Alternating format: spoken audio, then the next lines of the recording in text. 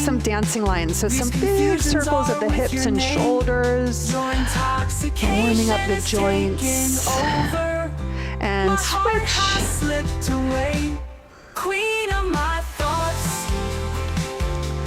Find your tabletop position, and we'll bring our bent right knee out to the side here, and then we'll internally rotate the leg, bring the knee back, and then back to our starting position. So taking some hip circles here, feeling how the thigh bone moves around in the hip socket.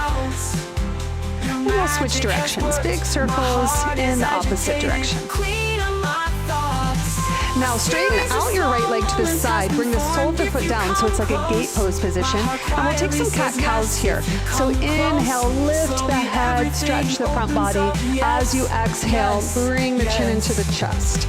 And a couple more here. Inhale, and exhale, enjoy that nice stretch. You're probably getting on the inner right thigh. Inhale, and exhale, swing the right leg back, set the knee down, and we'll switch sides. Left leg goes out to the side, bring the thigh bone in, knee points back, and then return to starting here, and then we'll take those hip circles. So moving mindfully, staying